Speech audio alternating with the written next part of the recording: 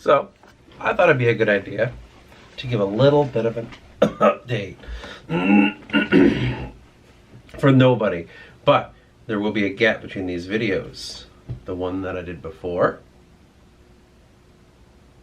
and the one that I'm going to do next. Now, just want to give a little update on what's going to happen. The previous video was called Prelude to the Trade Wars. And it was essentially setting up the idea that there's going to be some conflicts and here's everyone at play.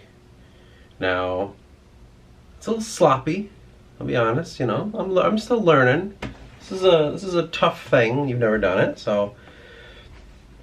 But I feel like it kind of accomplishes what it does. Just fucking pay attention while you're watching it. One of those kind of things. Like, if I'm saying it, then it's a thing, you know. So you just have all the nations at play. I went through the list of the nations and their ruler, and I kind of gave it, like, you know, showed where they are. I drew in the map. Here's where they all are. Now, I was kind of debating on, like, okay, like, next video, like, should I go nation by nation and kind of talk about their history?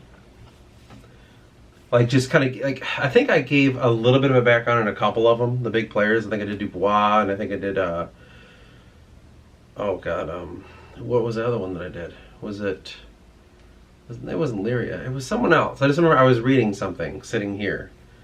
I don't remember who the hell that was. But I did two of them. Now, I'm still kind of in the air of how I'm going to go about this. So I'm thinking, the idea was, I was like, okay, yeah, like I said, each video will be each nation kind of leading up to it. You know, going as far back as we kind of need to go, and then getting to the point where the trade wars kind of really kick off. And because of that, there was a question of, like, well, like, we've always had kind of a backstory for a few years about, like, what really kicked it off. And I was like, okay, well, maybe I'll write like a little script kind of thing, and then I'll just like kind of jump through like something that you would see in a documentary of like Ken Burns, you know, where he'd kind of go back to this little point here and kind of draw it up to this character and what happened, then supplant you into a time frame, and then we'll move forward. Like, there are ways to go about it, and I was doing that. But then suddenly I was realizing that I started, and now it's a book. Like, it's a short story. It's beyond that. I think it's like 9 pages, and I think it's over 5,000 to 6,000 words already, and I'm like halfway through, you know, a little over halfway. So it's a very short story, and so I was thinking, like, what the fuck am I gonna do with this? What, am I gonna sit and read it? You know, like, I don't fucking know. So I'm trying to just think of new things that I can possibly do with that. Like, do I break it up and kind of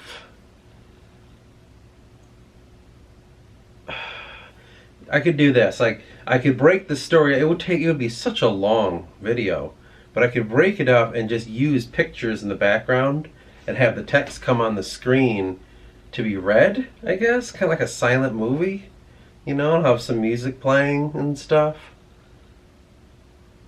Or there's I could read it, but I'm not really much of, like, it's clear that I might have some dyslexia, because I don't know, sometimes I just can't read the words right, or I get lost in the lines and all that stuff.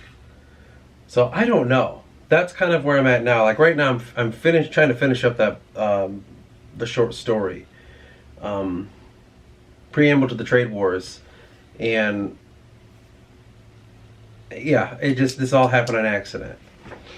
So that's kind of what I'm working on over there. I'm even doing it on a different computer and everything, because I didn't think it'd be a thing. I was like, I'll just get the laptop out and I'm just gonna type it away in there real quick, kind of get a script going, and then we can plan it all. But the issue is there's so many moving parts. That's where I kind of find myself, you know, where things are a little difficult.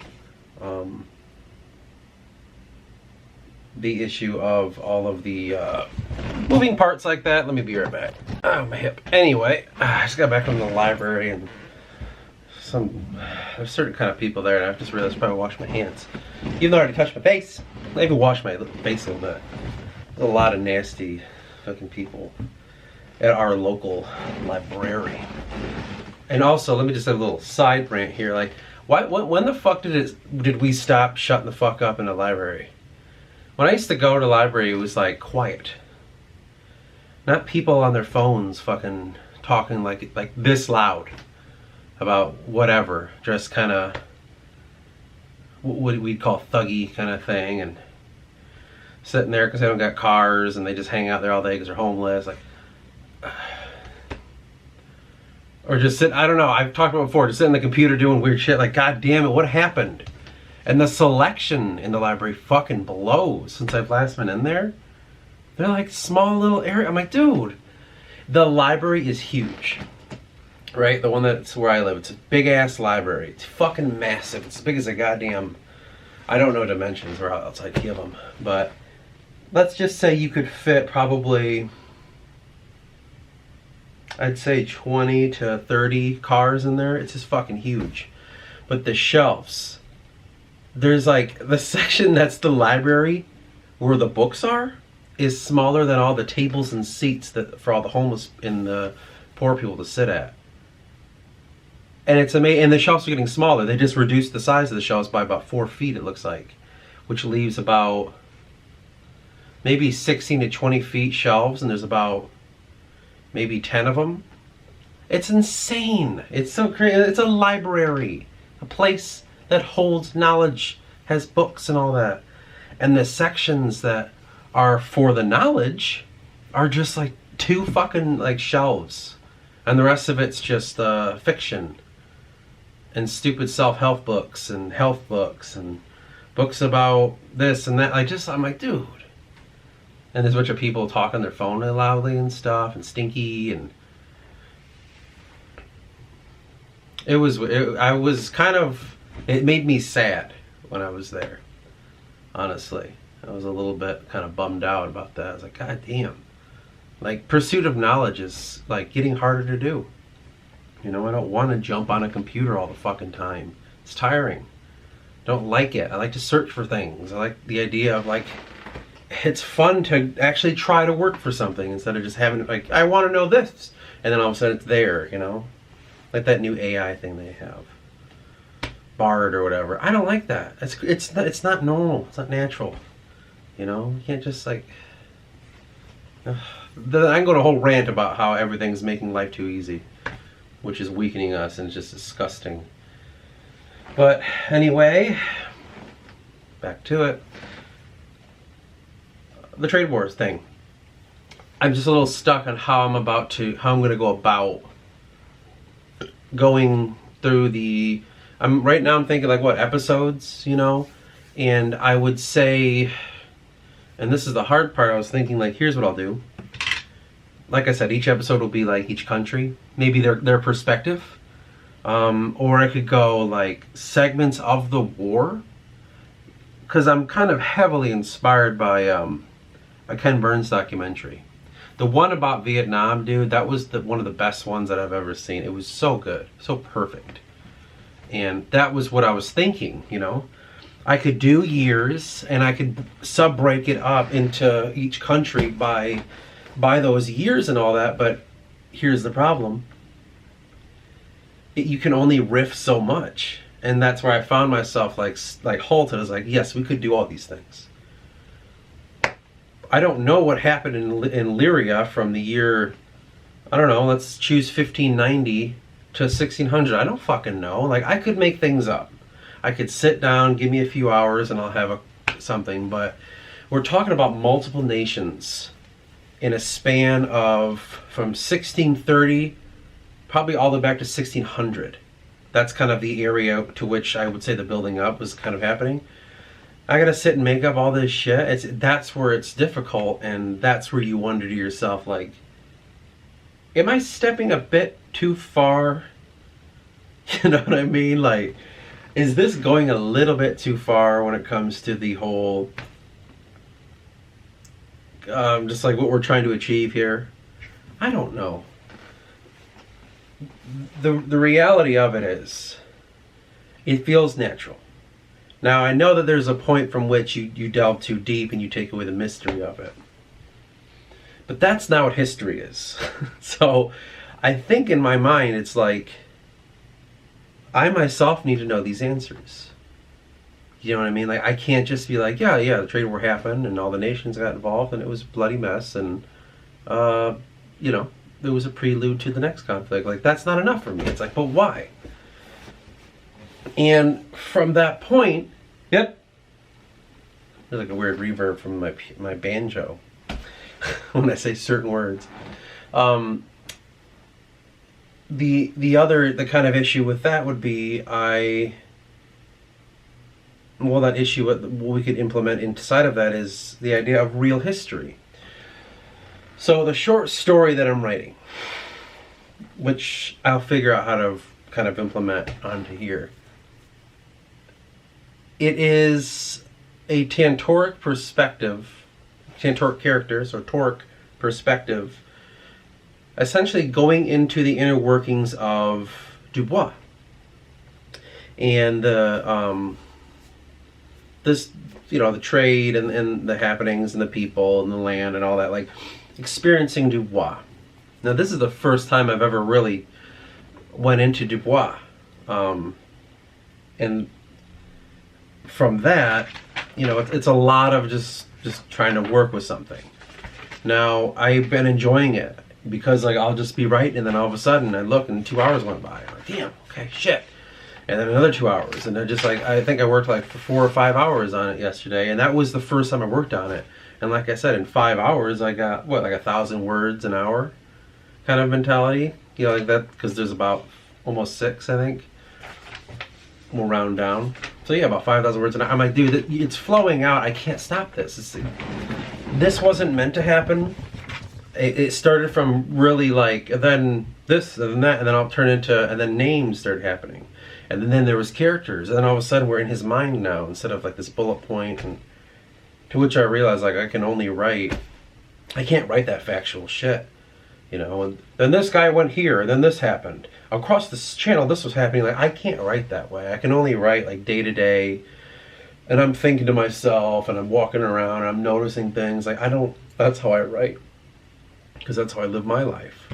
So for me, I realized that I can't write that way. Well, I could, but I won't enjoy it. I'll just sit there and be like, it's good enough. And that's what all those documents were that I had about the countries. I was trying to be factual and like, yes, and in this year that this conflict happened, and then I found like, well, good enough. And so that led me down a ruinous path of far too many open doors, and so that halts me on the process of the trade wars, which need to be discussed, because that is the preamble, that is the prelude, I should say, to everything that's going to happen going forward. Like, it is the Great War to the World War II, It is that before part, the Fort Sumter of the Civil War kind of thing. This event led to what will happen throughout the book, and it'll be very important, because the political environment of the book, though it's going to be through Eris's eyes for a little bit, when other characters start to happen, they will be in those political spheres, and I need to know what's going on if I'm going to write those characters. As fun as it is to write blind, which is what this little short story is, that's why it's so fun. I'm going on the adventure too. I don't know what's going to happen. I can't necessarily do that when it comes to the main story. So I'm learning how to branch stories from what people are going to read and what I'm enjoying. This trade war story, the preamble to the trade war, it's fun because I don't know what's going to happen next. I know the outcome, but only as much as they know it. Like, oh, we got to find this ship. But I don't know what way they go. I don't know what happens. I don't know who they meet along the way and what they uncover. So that's why it's fun, because I'm going on the adventure too. I'm creating my own adventure. which is why I didn't enjoy writing the Book of Eris, because it's just like boring. I already know what's going to happen. I'm like, this is dumb. I don't care. I love the mystery of it. I want to go on the ride too. I don't want to sit and be the storyteller. I want to be the one that goes in the story too. I don't know if that's right or wrong, but I'm doing that. Now, with all that being said, we are just at a point of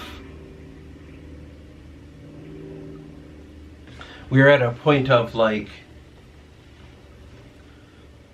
I don't know how to word this. We're just, what do I do next? We have the basis of it. Coming up with the structure of the stories will be the part. It will require so much effort and work that I don't even know where to begin on that. But the problem with, if I want to structure it like the way Ken Burns does, for instance, history already happened for him. He just had to read it and look at it and research it and splice it together. Like, I got to make it all up. It is invisible. It doesn't exist.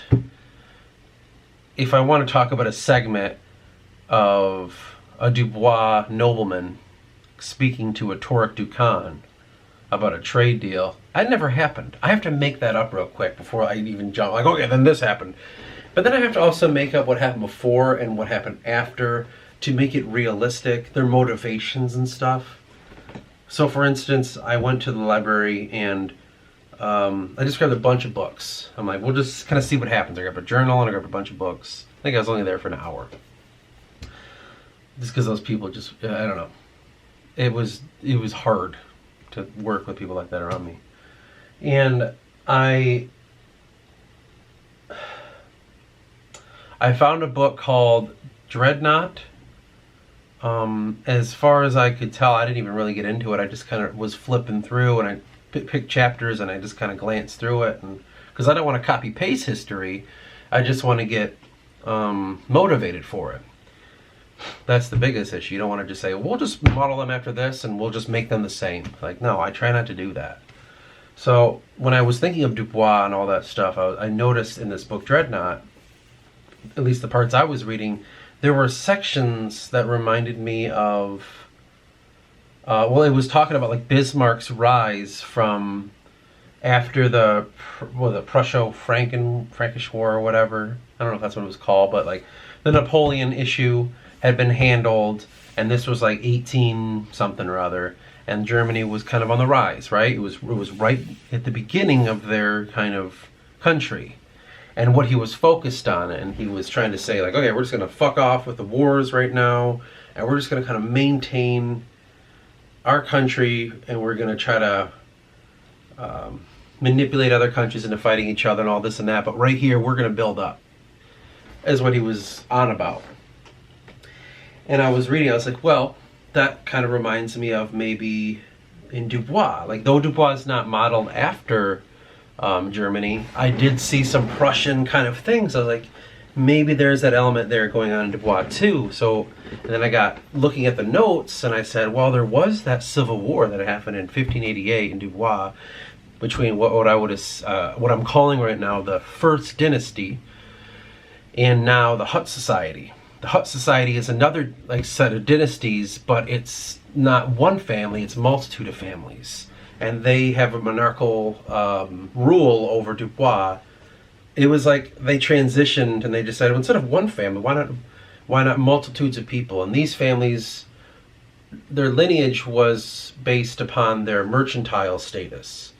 And from that mercantile status, did they create these fiefdoms to which they themselves structured the entire country around their ability to trade. And I was thinking about it and I was like, how can I make this all work?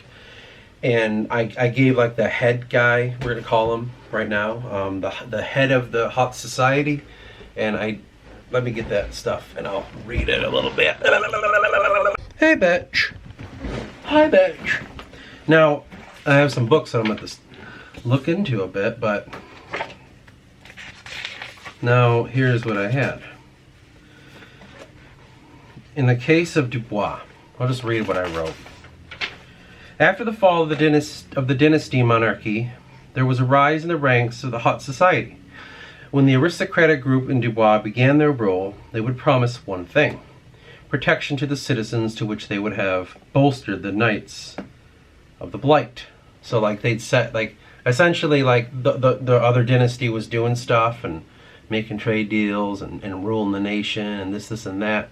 Hot society band together and they bolstered the Knights of the Blight, and they kind of made that their army, if you will, to which would protect the nation, protect the people of the nation. Based upon the idea of, well, we have this issue and we're the ones making these guys, like we're the ones aiding in their kind of protection of you, right? Just to kind of bolster the people, if you will. Now, as well as establish a smattering of fiefdoms to govern over the divided people. Now, faith would not be the factor of division, but rather minor cultural differences, to which will be covered at a later point.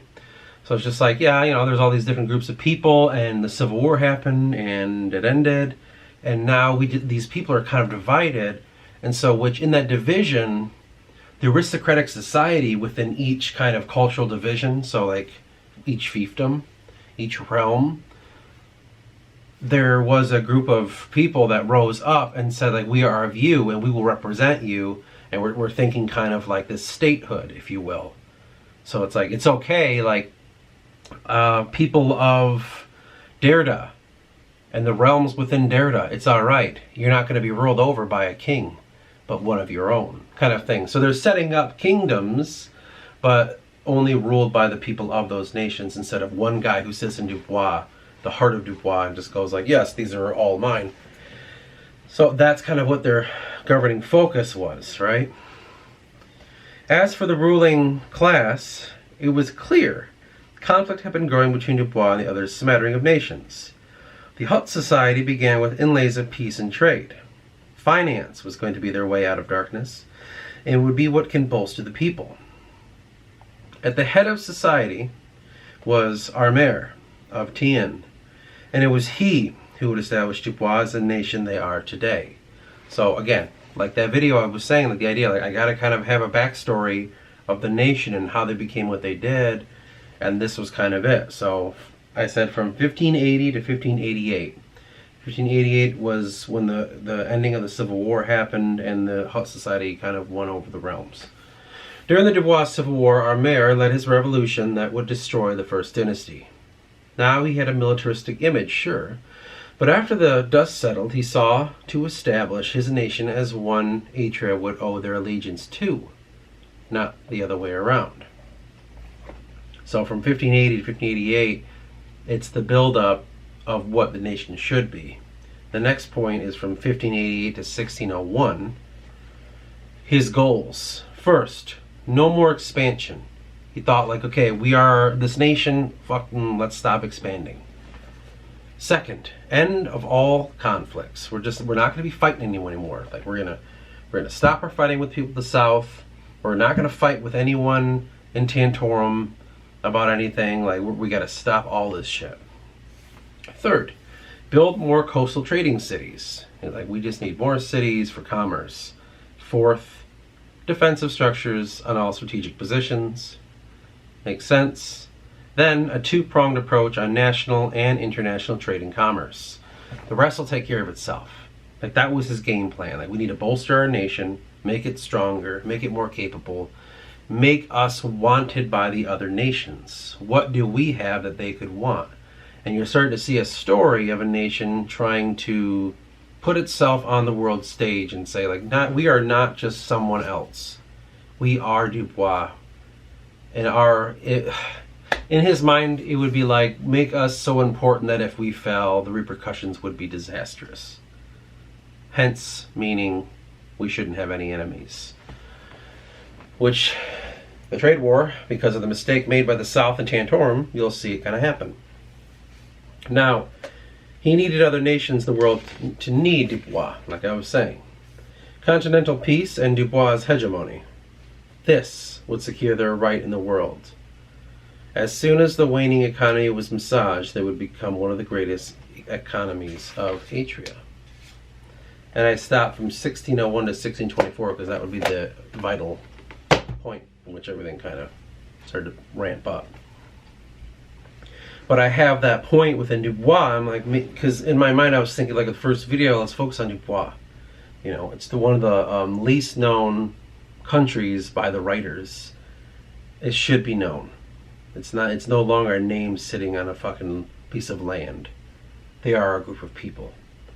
The hard part, like I said, is when you toe that line between, should I just copy paste history and just say, like, we'll make them French, and just copy paste the French from the Frankish, the Visigoth or whatever it was, and into the the era of the Franks, going up into, like, what the French were by the 1700s. I'm like, do we do that and make a social commentary on the history, or do they get lent some historical aid but their own story? And that, to me, is what the second route is the best one. So it's like modeling that guy Armer, or whatever his name was, that I just made up like less than an hour ago.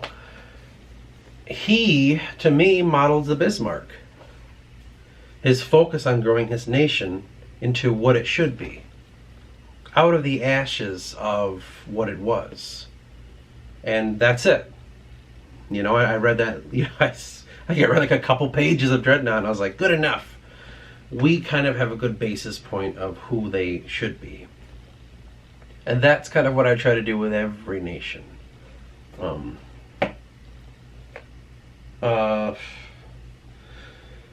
So that's kind of generally where we are. I did a couple other things. I made that Dubois map. Well, I updated it.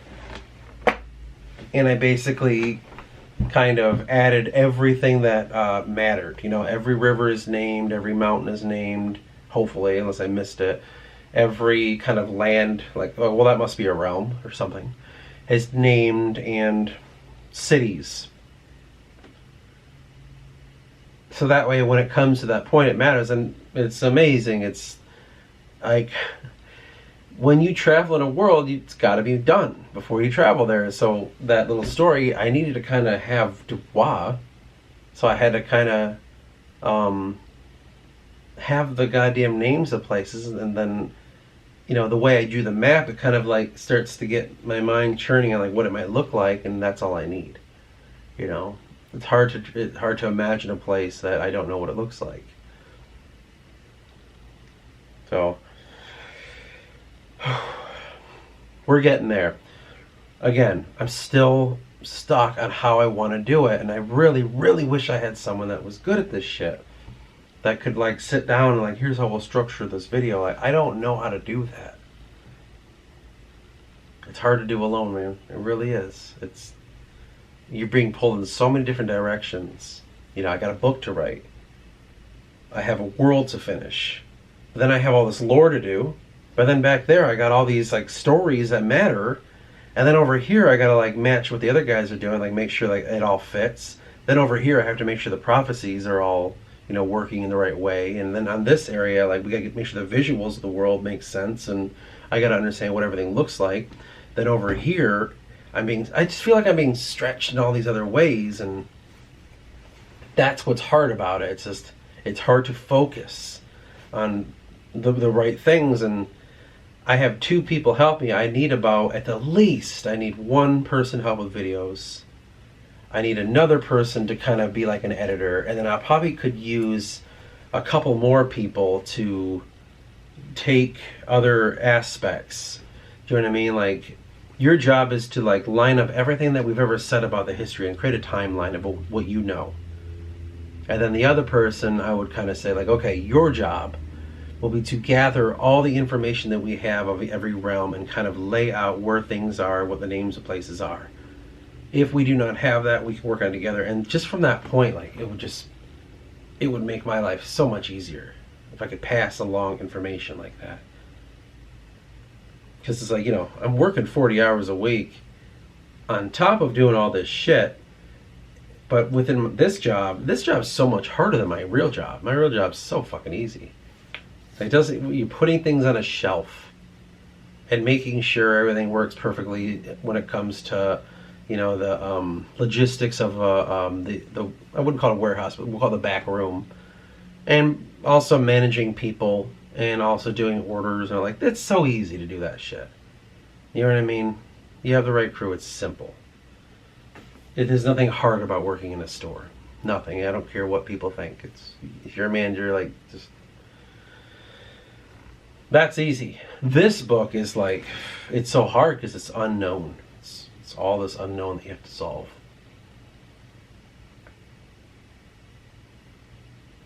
But that's that. And we just found all 3 clues. Anyway, that would be an update on the trade war videos and what we're going to be doing. I don't know where we're at yet. I'm in my mind, I'm just going to keep finishing the short story, to which we are, I don't know. Could I finish it today? Perhaps. Knowing that, will I? Probably not. We just got to get that done, and then from that point, I'll go back to this, and we'll just keep working on Dubois. So what I'll do is, I have a couple options. Like I said, I'm still gonna go with the idea of nation by nation, which, oh my god, dude, that's gonna be so much. I have 7 days left of my vacation, so after today, I'm gonna have to focus 1 day at a time on each nation. And then from that point, and I mean focus, like get in there and like year by year, which I have a couple documents that are like that, and for a couple nations, lay it out, broaden it as much as possible, and then at least have enough to read while I go into it. Not only that, but I'm also, thinking about the structure of how the videos will be done. Like I got my cell phone, which, God, it's not great. It keeps doing that fucking, stop fucking trying to zoom, hang out. But I don't know how to do that. I don't know how to fix that part. That will be the long form, and then this camera, I was like, well, I'll set it here, and it'll be like, so I can go that way. I don't know. I'm still trying to figure that out, and how I'm trying to work all that shit. Borrowing that stupid thing to brighten it up, because sometimes this is like, thinks I'm sitting in a cave for whatever reason. It darkens and lightens and darkens and light. Like, stop, just fucking hold it. So I gotta have that fucking do its thing. And then, yeah, man, I'm just gonna keep working on each fucking nation. It's so much. It is so much. But it has to be done because it fucking matters. It's not like, oh, I'm just doing this to torture myself because I love it. It really does, like, this is a prelude to what the book is built around. Because he was. The idea behind that, when I worked on the book alone, this is a long update video apparently. What's new? Let me go to the next part. The camera's already like half battery. You were just fully charged.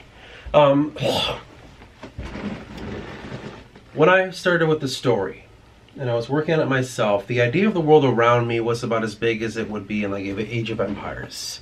When you settle you have your fucking people, you're the Hittites or whatever, and you're just there, and there's a fog of war.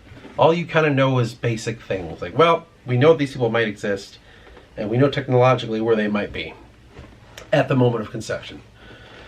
That's it. I just kind of said this was here, that was here, this was here, and then the world was kind of in a fog, and things were just like, well, then are they the corporation? Like, what era do we take place in? Is this the Bronze Age kind of, or are we in the Revolutionary era? Is this medieval? And I was just building all these little things and all these backstories, and all these ideas, and like I never had a clear focus. I just kept building and building and building and building, and just said, like, we can figure things out. We'll just keep adding lore. finally, within the last couple of years, we started honing in, like, okay, we're around this era. These are all the nations. This is what the world actually looks like. There was 11 years of the book's conception. About 8 to 9 of those years was just like things being thrown at a board, just tossed. Things loading up in a file cabinet. We're just loading it up with as much information as possible. Well, the past 2 to 3 years, I don't really remember, has been actually going through everything and selecting everything we like and creating the world around that. And from that point, the last, like since this channel's been around, has been, okay, structuring all things that we like so they all work together. From that point, I realized that there's not a lot of the world going on around it. Kevin and Jacob come in, and they're the ones who are help creating the political sphere to which the world exists in. That was never my focus. I never gave a flying fuck about like, oh, well, like, what's the political environment of Tantorum versus, Lyria and all that. Like, what does the South feel about? Like, I never gave a shit about that because I'm like, that's not my focus. My focus was on structuring the whole world. So I allowed them to have the freedom to say what their nations are doing, what they're like, how big they are, their armies and this and that, and their histories, as much as they understand it. I allowed them to just go and have that with freedom. Then I gave them the kind of freedom, I wouldn't say gave, I backed off, because I'm not like a god here. I don't want to sound like that. But in my mind, I just kind of let them say, like, what's happening? Like, well, this nation doesn't like that one, and this one doesn't like that. They did all that. And I just was like, cool, fine. You just tell me when you have it, and I'll make it work. I would always tell them, like, I'll find a way to make this work. Us sitting here doing nothing is not getting anything done. Just make things happen, and I'll figure it out. Was it difficult? Fuck yeah. Sometimes I'd be like, oh god, this nation's too strong. I gotta bolster that one. Or like, oh man, like, Dubois is not a weak place. They're one of the strongest nations in the entire map. They're not just gonna roll over. Like, I had to kind of find ways to, but also if they had like their nation, sometimes you would do that thing where you make your nation the superpower. And I'm like, no. So I have to make the other nations stronger, if not just equal to. So my whole time has been like, what is it called? I've been leveling the world to whatever they make. So their nation doesn't just win. The idea is nobody's supposed to win. So that's that's all I've been doing, and it's been difficult, to say the least. Very difficult. But because that freedom happened, they really took their experiences and their love of history and put it in the world. And I just kind of take mine and glue it in there as well. And so that's where we've been. So like the trade war, it wasn't nothing. This was just like, I think it was just one of Kevin's ideas. I'd like to believe Kevin came up with the idea of the trade war. And I was like, okay, that's fine. I guess all the nations could have, been conflicting at some point. Like, was this an active war, or was this like a passive one? And then it just started happening, and then eventually Kevin's like, we gotta get into it. Like, we never really talked about the trade war in depth and stuff like that, and it really matters. And I'm like, he's right. At this point, the trade war is the biggest fucking deal in the whole book, The backdrop of Eris's life and story is a world in chaos. Of course it needs to be talked about. And that has just kind of been my focus for the past, since he brought that up, which was probably not even a month ago. I really don't remember. Maybe like a few to 3 weeks ago. He brought that up. He said that's probably something we should focus on. And I'm like, well, no way. If you mean we, you actually mean I, then yes. Because it's like, I'm the only one doing all this. I have video, very low quality, because I didn't have a thing to hold. I was holding my phone in my hands like this, dude. Apparently it didn't have that non-shake thing. I have video of us constructing the concept of what happens during the trade war. I don't know. Like, if there were fans of this, I'd be like, we'll put it on the Patreon. Only patrons will get to see it. Like, I don't have that. So maybe eventually that'll be released in that way. The backstory of us talking about the trade war.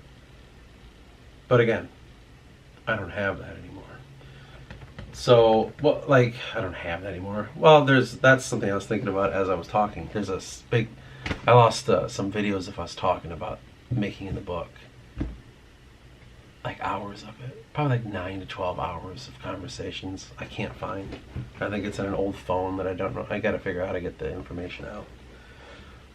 I mean, that's where like the nuts and bolts were made. That's where Quinlan was fleshed out. That's where the trade war was kind of talked about. That's where like the story elements, we lost a lot of it, you know. I got it, but I wanted to hear it too. So I gotta find that.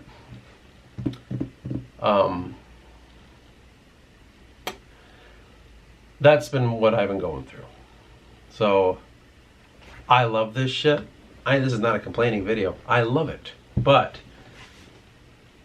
I can't devote as much as I can to it because this does not pay anything.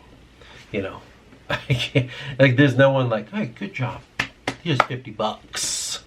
You know, like, it's going unknown. This book is written in the dark. There is no anticipation. No one even knows this exists. No one knows who I am. So what that does is it just makes it harder. If there was like a crowd behind it, people would be like, oh, fuck yeah, like, we'll fund it because you need to work on this. We want to know what happens next. So here's $150. You know, like, then I'd have a part-time job, only working like 20 hours a week. Woo! I'd be in heaven, dude. Heaven. All I want in this world is to not go to work and work on this as a living. But probably will never happen. So, yes, anyway, I'm just going to continue on and we're going to just keep driving away at this little short story, and then I'll just work on Dubois tomorrow. Really hone in Dubois. I'll have a video of Dubois, their history. How would I do that? See, that's where I'm like, should I do this like single history of it? I'd like to lay it over each other, you know, like, and then Dubois start trading with Lyria, which caused this, and then the fell where people, and then like, I'd love to do that too, but then that would have to be a long documentary, which means there won't be another video out for probably a few months.